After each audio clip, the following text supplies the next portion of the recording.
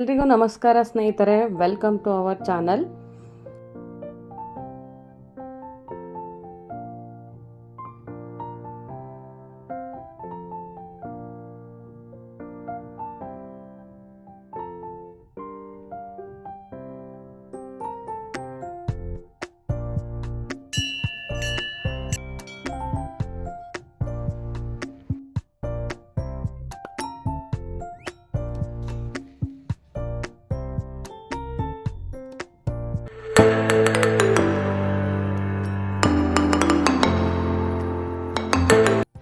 ನಾವಿವತ್ತು ಈ ವಿಡಿಯೋದಲ್ಲಿ ಯಾವ ದೇವ್ರ ಬಗ್ಗೆ ಹೇಳ್ತಾ ಇದ್ದೀವಿ ಅಂದರೆ ಮದ್ದೂರಮ್ಮ ದೇವಿ ಬಗ್ಗೆ ಹೇಳ್ತಾ ಇದ್ದೀನಿ. ಇದು ಉಸ್ಕೂರಿನಲ್ಲಿದೆ.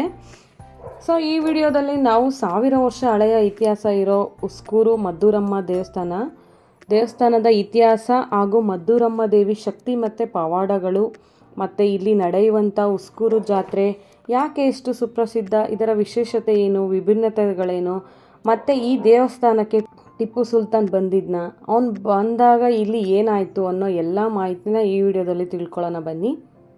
ಮೊದಲಿಗೆ ಈ ದೇವಸ್ಥಾನದ ಇತಿಹಾಸ ನೋಡೋದಾದರೆ 1000 ವರ್ಷಗಳ ಹಿಂದೆ ಚೋಳರ ಆಳ್ವಿಕೆ ಕಾಲದಲ್ಲಿ ರೈತರು ಈ ಉಸ್ಕೂರಿನಿಂದ ಮದ್ದೂರಿಗೆ ದನಕರುಗಳನ್ನು ಖರೀದಿ ಮಾಡೋಕ್ಕಂತ ಹೋಗ್ತಾರಂತೆ. ಅಲ್ಲಿಂದ ಹಿಂತಿರುಗಿ ಬರಬೇಕಾದ್ರೆ ರೈತರಿಗೆ ತುಂಬ ಸುಸ್ತಾಗಿತ್ತಂತೆ. ಸೊ ಅದರಿಂದ ಪಕ್ಕದಲ್ಲೇ ಇದ್ದ ಕೊಳದ ಹತ್ತಿರ ವಿಶ್ರಾಂತಿಯನ್ನು ಪಡಿತಾರಂತೆ. ಆಗ ಮದ್ದೂರಮ್ಮ ದೇವಿ ಅವರ ಕನಸಲ್ಲಿ ಬಂದು, ಈ ಕೊಳದಲ್ಲಿ 2 ವಿಗ್ರಹಗಳಿವೆ, ಆ ವಿಗ್ರಹಗಳನ್ನು ನಿಮ್ಮ ಊರಾದ ಉಸ್ಕೂರಿಗೆ ತಗೊಂಡೋಗಿ ಪ್ರತಿಷ್ಠಾಪನೆ ಮಾಡಬೇಕಂತ ಹೇಳ್ತಾರೆ. ಕನಸಿಂದ ಎಚ್ಚೆತ್ತ ರೈತರು ಆ ಕೊಳದಲ್ಲಿ ನೋಡಿದಾಗ 2 ವಿಗ್ರಹಗಳು ಕಾಣಿಸುತ್ತಂತೆ. ದೇವಿಯ ಆಜ್ಞೆಯಂತೆ ಆ ವಿಗ್ರಹಗಳನ್ನು ತಗೊಂಡು ಬಂದು ಈ ಉಸ್ಕೂರಿನಲ್ಲಿ ಪ್ರತಿಷ್ಠಾಪಿಸಿ ಪೂಜೆಯನ್ನು ಶುರು ಮಾಡ್ತಾರೆ. ಕಾಲ ಕಳೆದಂತೆ ಇಲ್ಲಿ ಸುಂದರವಾದ ದೇವಸ್ಥಾನವನ್ನು ಕಟ್ಟಿ ದೇವಿಗೆ ಸಕಲ ಪೂಜೆ ಪುನಸ್ಕಾರಗಳನ್ನು ಮಾಡಲಾಯಿತು. ಇಲ್ಲಿ 2 ವಿಗ್ರಹಗಳಿರೋದ್ರಿಂದ ದೊಡ್ಡ ಮದ್ದೂರಮ್ಮ ಮತ್ತು ಚಿಕ್ಕ ಮದ್ದೂರಮ್ಮ ಅಂತ ಕರೀತಾರೆ. ಇನ್ನು ಈ ದೇವಿಯ ಶಕ್ತಿ ಪವಾಡಗಳ ಬಗ್ಗೆ ಹೇಳೋದಾದರೆ, ದೇವಸ್ಥಾನಕ್ಕೆ ಬಂದು ಶ್ರದ್ಧಾ ಭಕ್ತಿಯಿಂದ ದೇವಿಗೆ ಪೂಜೆ ಸಲ್ಲಿಸಿ ಹರಕೆ ಮಾಡಿಕೊಂಡ್ರೆ ತಮ್ಮ ಎಲ್ಲ ಇಷ್ಟಾರ್ಥಗಳು ಈಡೇರುತ್ತವೆ ಎಂಬ ನಂಬಿಕೆ ಕೂಡ ಇದೆ.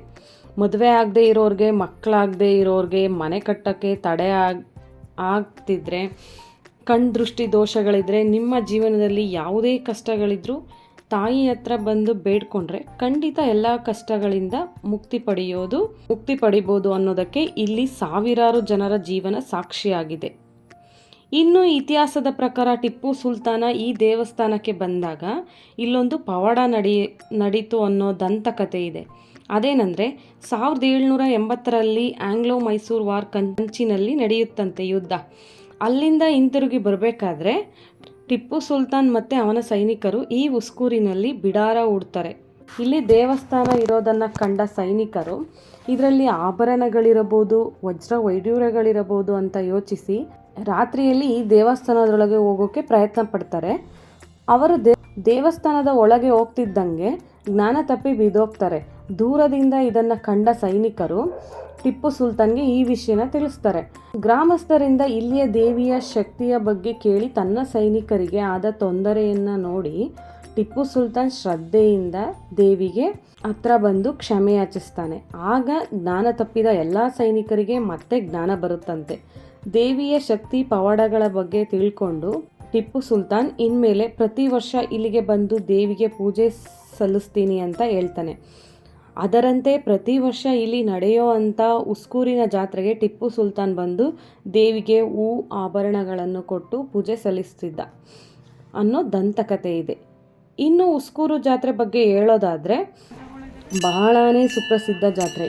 ಯಾಕಂದರೆ ಇದು 1000 ವರ್ಷಗಳಿಂದ ನಡೆದುಕೊಂಡು ಬಂದಂಥ ಜಾತ್ರೆ. ಇಲ್ಲಿ ಪ್ರತಿ ವರ್ಷ ಯುಗಾದಿ ಹಬ್ಬದ 4ರಿಂದ 5 ದಿನಗಳ ಹಿಂದೆಯೇ ಇಲ್ಲಿ ಜಾತ್ರೆ ನಡೆಯುತ್ತೆ.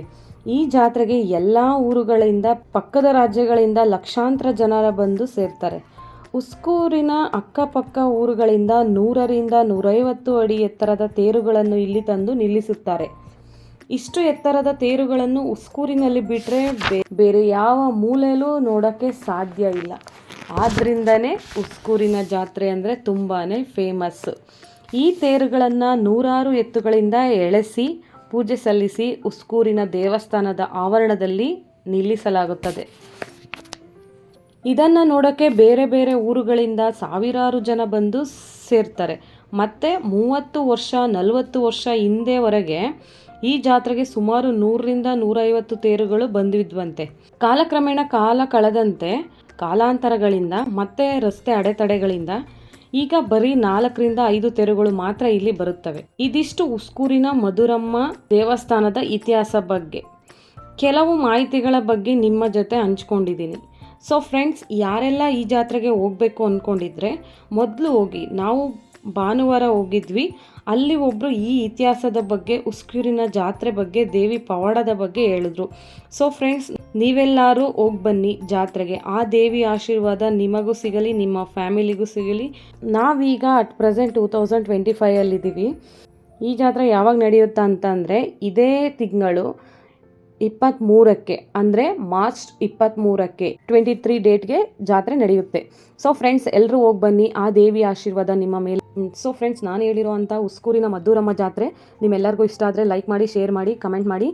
ನಾವು ಮೊನ್ನೆ ಭಾನುವಾರ ಈ ಜಾತ್ರೆಗೆ ಹೋಗಿದ್ವಿ, ನಾವು ಮತ್ತು ನನ್ನ ಫ್ಯಾಮಿಲಿ. ಸೊ ಫ್ರೆಂಡ್ಸ್, ನೀವು ತಡ ಮಾಡಬೇಡಿ. ಯಾರೆಲ್ಲರಿಗೂ ಏನೇನು ಕಷ್ಟ ಇದೆ ನಾವು ಜಾತ್ರೆಗೆ ಹೋಗ್ತೀವಿ. Thank you all.